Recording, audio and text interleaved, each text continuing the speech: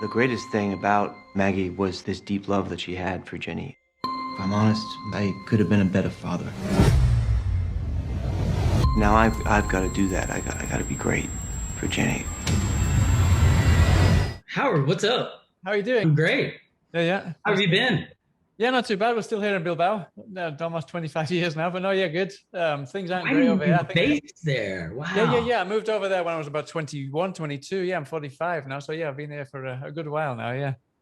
Oh, that's Yeah. a pretty amazing place to live. So how have you been? I mean, you've been a busy chap now. You've two films on the go. It's been, crazy with COVID and everything hitting. I mean, it affected kind of our strategy for this movie. And then it led to doing another movie, which was weirdest thing, shooting a whole movie where nobody saw my face, like because we had masks on, 24/7 the entire time, prepping virtually. So it's been a wild time to make films, and it's a cool time to be releasing movies. And I feel really grateful, really fortunate to be making stuff. Yeah, and to be making stuff that's actually going to the cinemas as well now, which is Yeah. is on I, the. yeah. I was excited about getting people back to work at the end of the year, and now I'm excited about trying to help get people back to theaters. Where'd you see this? You're not supposed to tell. I missed you. This is an angry soul who's trapped in this world. I felt something up there. It's bad. The first thing I want to ask you is, I mean, it's very similar to things that we've seen before, but because of this introduction of kind of the comic world, the comic industry, really kind of gives it a fresh spin. Was that always there from the beginning? Because I know that I don't know if Nick was, but I know that Josh, one of the writers, he actually has his own comic company. So was that from the get-go? Was that in the initial script? It was as a concept, the comic book company, and then the fact that the main character, or all of them, the couple were comic book artists and writers. So that was kind of the backdrop of the world. The specificity of what those comics were and what that world wasn't really defined in the script. But the fact, yeah, because both those guys come from a comic book world. So Nick writes a lot of comic book stuff, and then Josh, he has a cool comic book company, kind of like the one in the movie. Yeah, it's all dark stuff. No, very dark stuff. I was looking, yeah. Yeah, and it was like when I was first, when the idea of the movie came to me, an exec was asking me a TV thing, and she asked me if I liked Kramer vs. Kramer, and I was like, for a whole long story reason, like, yeah, that's like a movie really close to my heart. And she goes, well, there's this script, that's it's kind of like Kramer vs. Kramer, but the mother dies and it comes back to, she still wants custody of her daughter, sort of. And it was set in Brooklyn. I love that. But then what I didn't expect was the fact that, the whole backdrop is this world of the comic book industry, sort of, which was, it just was fresh to me. So being able to film something in Brooklyn and then to also kind of bring to life all that comic book stuff, it was super challenging and super, super fun. Uh-huh. I mean, you mentioned there a little bit about the kind of the grieving of the mother and these kind of things. Ever since since I think was it We're the last film that you actually wrote and directed? Ever since then, it's always been kind of ironically kind of bad parenting goals in a way. No, has that just been something? Has that been happenstance, or was there something specifically there that kind of pulled you into that specific kind of realm? It's very specific. I mean, like Kramer vs. Kramer, if you know the movie, it's like an 8-year-old kid in the middle of his parents' divorce. They're pretty young. And when they split, the father has to kind of become a father, which he'd never really done before. And the mother kind of took off to find herself. And that's like exactly my life. But the other thing that was really important to me wasn't just a kid dealing with kind of being in the middle of a custody battle or divorce, but also just being in the middle of irresponsible parents who fight in front of them, because kids hear everything.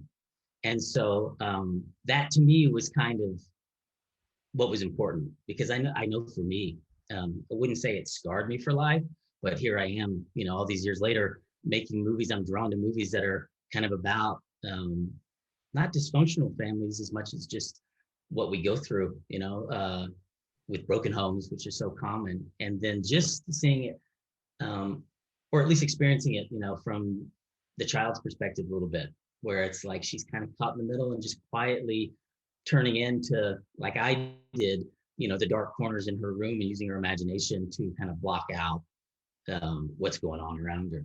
But so yeah, I definitely have, I realize now a theme with all this stuff that it's good to kind of get out and explore and tell those stories. And then, I mean, Especially in the media. something that was I found very correlated to that. I don't know if I was reading too far between the lines, but especially with the fact that the Josh and Nick had been in kind of the comic world, and they've been in band. And I think Josh had been in a band. No, he's been an artist from a very young life. I got this feeling that the relationship that the lead character, the father, plays with the father-in-law was almost a little bit of kind of like showing the way that the older generations really didn't have that kind of respect that they do for artists, and didn't really kind of see it as a proper job what they were doing. Was that something that they really wanted to kind of Absolutely put across to the audience? Yeah. And I think probably the writers, that was a huge part of what they were like initially like tackling, because they both come from that world, and they kind of know what it's like. For me, in a way, it wasn't just that he's an artist, but in a way, it's like he hadn't grown up yet, Jeff. Yeah. But he had. It's just trying to turn his talent into a career, and then turn that life into a responsible one. But I mean, over the course of the story, I would say that he wasn't real successful at that on either front, which is why his father-in-law was not completely wrong about, the fact that, like, look, I don't think maybe you should be taking care of your daughter, because I don't think you really have the responsibility to do it. And over the course of the story, through strange events that, none of us would typically go through, but maybe only in the movie, he kind of comes to understand that he can take care of his daughter. That's kind of How you holding up, brother? I can't believe she's gone. Things at home have been strange. What are you doing? Baby is painting. Was it just me, or was there a social commentary on flaws of the legal system as well, in that respect, with the wife being a lawyer and the father kind of being this big fat cat now who was kind of supporting his wife, and they pretty much could do what they want? Yeah, I don't know that we were trying to go too deep into that, but it certainly was like how unfair it was that this is a good guy, and because his wife's father really owned the place they lived in and was able to give her a career, somewhat out of his own mistakes of kind of spending the last 6 years while his wife was working and someone else was kind of looking after his daughter. Jeff, our main character, kind of took his eye off the ball, and so yeah, for me it was really unfair that all of a sudden, same thing, like my life, my dad was married and divorced more than once, and each time he would get taken to the cleaners, and it usually was just because he wasn't paying attention, and so for Jeff, he's not a bad guy at all, but just because he doesn't have the power and the money to protect himself, it's like he almost lost. Yeah, that must have been very eye-opening for someone with a job like yours. David was just saying that you've been up all night editing. No, this must have been really eye-opening to make you think, bloody hell, maybe I've not been paying as much attention as I should have been as well. No, I imagine that must have kind of had you kind of very self-conscious, no, self-aware of what you've been doing the last few years. No, and I'm not saying that you haven't, but I mean, this kind of job is the kind of job that you could just get completely focused on that and nothing else. I mean, that's a whole nother hour, because the journey of this movie especially, and then when we add COVID into it, and the journey of the movie to begin with, and kind of the way we had to do it. It really kind of wrecked a few of my relationships. And even this last summer, before I went to go shoot Esther, when COVID kind of hit, I was like, well, if we're not doing anything, I'm going to take the movie and I'm just going to kind of recut the movie. And there was no reason not to. There was no, at this point we were just kind of in a waiting point. And my girlfriend was amazing about it. And I was working 7 days a week, get up about 4 to 4:30 every morning. And then when I came back from shooting Esther and still COVID was like in effect, I saw that, I more than saw the disappointment, but she was like, wow, the summer of separation, like, was it really, like, was it worth it, Yeah. And so I'm really grateful that, like, we get to have these conversations and that people get to see the movie, so that, like, at least in some way, the movie didn't get lost in this COVID kind of shuffle. So I feel really grateful about that. But yeah, it's hard. I mean, I'm going home to screen the movie with everybody from my home. It's like a family reunion and stuff. And I've never done that before. And they usually come out here or something. So I'm really, like, for me, it's like, absolutely, this is a great excuse to get everybody back together after the whole COVID of it all, when it's one thing not to, to be focused on your work and not have the opportunity to visit home as much as you want, things like that. But during this last year, we didn't have a choice. I didn't have a choice in that matter, which became very frustrating. So the movie, which is a very personal movie and very personal to my parents, is now bringing us all back together so that we can watch it. I mean, I wasn't expecting you to answer so personally, but it definitely feels like a very, very personal and you've been very passionate about this project, not just you, but the writers and everybody involved. I mean, Rupert Friend was an executive producer, so I imagine it was something that he felt very close to as well, no? Absolutely. And he's not one to make kind of horror film, scary movies. And I don't think he gets freaked out by them. His family does. And through the process, I'm like, this is a different movie. And that's why he wanted to do it. And that's why I think he will feel comfortable sharing it with his family, because it's not depraved or, in that respect. And then it was pretty interesting with him, kind of like dealing with the tone of it all, and how he wanted to bring this character that isn't so much a bad father, but is more like a friend to his daughter, which is kind of a bad father. Yeah. And realizing that you can't always do that. He, when we went to go, we had to shoot for a day, like a year ago or something like that. And so I hadn't seen him in a little bit. And he had already worked up a sequel to the movie, an outline, like of this whole, very different kind of what you wouldn't necessarily expect the sequel would be. So it's like, yeah, he's, and in the movie, he does all the voices of the puppets. And he has another, I think he does books sometimes, and he'll voice like 12 characters without a break, bouncing between them all. And so it's like he wants to play every character almost, you know what I mean? It's if we do different types of movies from this. So it's like, yeah, his passion for it was pretty amazing. Daddy, where do you think Mommy is now?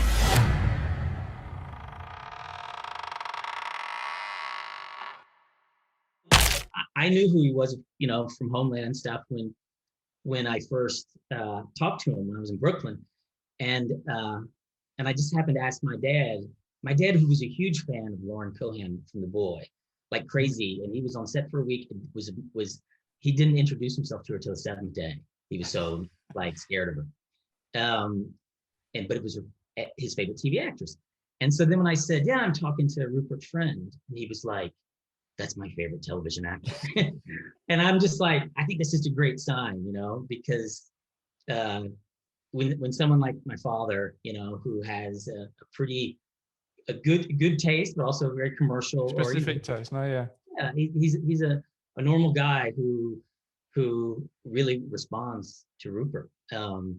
So it was great for him to meet him, and Rupert's absolutely the nicest guy in the world. He's British or he's English, but in the movie he plays American, and he dropped the accent for the whole movie. I forgot he even had an accent until the rap party, and he showed up completely different person.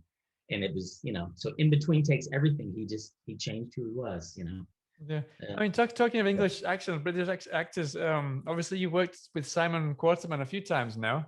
Yeah. Is that just a friendship that blossomed, or do you just did He's you one of my dearest friends. really? Right, I didn't know But that. that came about from Devil Inside. So we cast him. He was in England, went to shoot the movie, and he just became part of our family. That was very much of a family that made that movie and several movies. And then when we all came back to America, he came back, kind of stayed with one of us, and then he ended up, moving into a guest house with one of my friends, one of the producers of Devil Inside, and that was 11 years ago, and he never left, Mhm. and he just became one of my dearest friends. And so put him in where he kind of transformed himself to do that movie, and then gosh, was there something? But and then with this character, Alan, who there's a couple ways to go with that kind of guy, and Simon is one of the ways to go, and the producers, were like, wow, having Simon in the movie, that would just be so cool. And I was like, all right, let's do it. And so Simon flew up and he stayed with me, and which was just great. So that was our third movie together. Uh-huh. It's the funnest thing in the world to do stuff with him. It wouldn't And he's surprise so- it wouldn't surprise me if his character turns into a drinking game. I don't know how many times he says brother in the movie.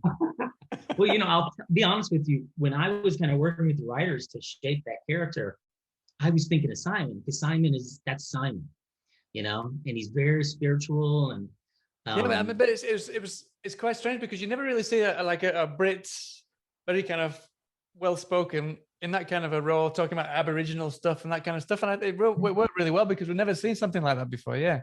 yeah. And I thought, when I sent him the script, that he would be offended, be going, "What are you doing? Are you making fun of me?" And then he was like, "I love this character." I was like, "Oh, great." And then once he loved it, he started tweaking everything, because he really is kind of like that guy in many ways. And so he brought a lot of authenticity. But believe me, if you know Simon, it's his brother love, like constantly. That's the way he talks so many times. Back then, especially, like a year ago. No, but I mean those kind of roles in other horror, specifically in horror movies, it's usually kind of a stoner or someone who's a bit out there. But he wasn't. He was kind of very level-headed, but at the same time, he's talking stuff that you wouldn't really kind of expect the guy to talk about. So it worked really well, I felt. Yeah. Yeah, there were some big. I think the way to go with it initially felt like some guy, long hair, kind of crazy, wizardy guy. And those guys are also authentic to, Alan Moore. But then there's a whole nother side to some of these creators who are much more like Simon, who, and so, having him do it, it like you said, like it just felt different to me. Yeah, there's something different now. Yeah, we can't not speak about, of course, the daughter Violet as Jenny. I mean, she's fantastic in the role. Obviously, she's worked in horror movies before, so this is nothing new to her. But she's just really fantastic in the role. How did you find her? Had you seen her in something previously, or was it in the casting process? It was in the casting process, and we had seen everyone, like every little girl, and which is a process. And I know that. But then I was up in Brooklyn, and it was like nobody was getting it. And she does everything in the movie. She has to be happy, sweet, sad. The more the adult, I mean, she has to way more than the adults have to do. Yeah. And you only have her for a little block of time every day, and there's a lot of dots. So then I started to say, we're gonna have to pull back on the dialogue, because we're just gonna have to make her more reactionary, perhaps, because we're not finding the girl. And then her audition came in, and it was just like it just took the biggest weight off my shoulders, because I'm like, we have Jenny, and she can do anything, and the sweetest thing in the world, so smart. And I remember Brian Cox watched her during a scene, and like I said, she has to do anything in a scene. But before you roll cameras, she's doing cartwheels and drawing and playing around with the boom operator. And then it's like, okay, let's get to our mark. She jumps on her mark, and whatever, and he was just like, that's what actors should be. Actors overthink it. That's what he said. He was like, look at her, and then cut. She's back to doing cartwheels, Yeah. but she's brilliant, and is she's thought through everything she's gonna do, and I mean, and she almost had we not cast Isabel Fuhrman in Orph, the Esther movie, it would have been Violet, which would have been crazy. All right. But yeah, she was up for that. It would have been interesting. But no, she's going to be a big star anyway, because I mean, I was reading she's in the Black Widow film coming out as well soon. Yeah. So she's going to be a household name pretty soon. I'm pretty sure. Definitely. So. She's so good. I mean, it's like she's like a little Jodie Foster or something. Yeah. I mean, I can't imagine what it would have been like working with a different little girl. It could have just, it just would have been a very different movie, because she probably, I would have just pulled a lot of what she did away from her, Yeah. Okay. But that wasn't the case. No. So I'm running out of time. So something else that I don't want to forget to ask you is obviously about in The Boy, we've got this very specific doll, and here we've got some very specific puppets and certain things that I don't want to give away. There's this thing behind me here. Can you tell me a little about where these ideas came from? The design, was it from the writers who, they've worked in comic books, or was it from something completely different? It was something completely different. And it's called the Grizzlykin. Yeah, that's right. The Grizzlykin. These are my characters, who I created a while ago. And then when we came into the movie, it was just a placeholder. Like, he wrote comics. His wife started to come through in the comics. There was no detail. And I was like, gosh. And it wasn't until I got to Brooklyn Prep and that I was like, I have this whole world that I think we can just give it and make that Jeff's voice, And then I worked with an artist named Zsombor Huska out of Hungary, who I work with on tons of things. And we really focused on bringing the characters to life we wanted to see in this movie, because the world of them is a lot bigger than even what you've seen in the movie. And then we're able to bring to life what was on the page and create them as the puppets that you see. So it was on top of just making a movie about everything in the story, bringing that whole part to life was just magical and fun. And for the whole crew, because everybody saw like how exciting it was to bring this little world to life sort of in the story that could have kind of been maybe generic, or less a part of the fabric of the whole movie, and we all kind of fell in love with those little characters, and living with them and bringing them to life in all these different ways. It was pretty cool, and it was unexpected. Like I said, going into prep before the movie, it was like, okay, we're going to define the comic book, and I knew the artist I was going to talk to, but the idea initially wasn't to do it like this. And I'm so glad we did. Jenny? Just come up, Samantha. This is darkness. What does it want? To inflict pain. She's trying to give us a message. Just to finish off then, obviously I know you can't speak very much about the new Orphan film, but in a similar way to when you signed up to do the Boy sequel, a lot of people are like, how can there be a sequel when this twist came at the end and it's just impossible to carry on? I mean, obviously this is a prequel, no, the Orphan film, no? Yeah. But there's still this same feeling amongst fans is like, how's he going to do it? Obviously you can't give anything away, but is there anything comforting that you can say to help to know that we can expect something very different, and it doesn't matter that we know the twist of the first one? Well, that's, but the first thing I said when they said, hey, do you want to read this? And I was like, yeah, I'm a fan of the first one. I'd love to read it. I go, but look, like, there's such a great twist in the first film. You have so much to live up to. So, but I'm happy to read it just because this will be great to see it. And then I'm like, and it's going to be really tough recasting Isabel Fuhrman, but without giving away anything, the twist in this is like completely different and nothing you would expect. And so in this story, we do know though, we know who Lena Klammer or Esther Coleman or Esther, we know who she is. So we're kind of in on the secret, which gives the story a very different vibe. And then like I said, the twist of it is, I was blown away. So I was like, wow, okay. And then it became an issue of figuring out like who was gonna play Esther. And that's the other, I would say, comforting thing perhaps, is I got so immediately when we announced the movie, I got death threats. I mean, like people were like, you can't make this movie without Isabel Furman. And that was a process to make happen. And we did it. And that's completely true. There's just no way we could have done this movie with somebody different. Yeah. And remember, it's so cool too, because she was 30 in the first film, but you thought she was 10 and she was really 10.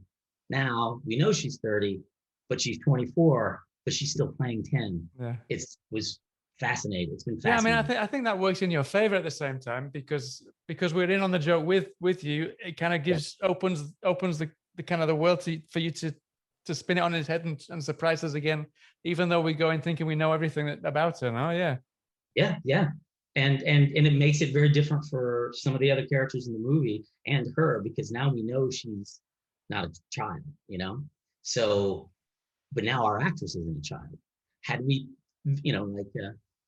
had we put a little girl in that role, she would have really, this movie, she would have had to be pretending to be an adult. Child and adult at the same time, yeah.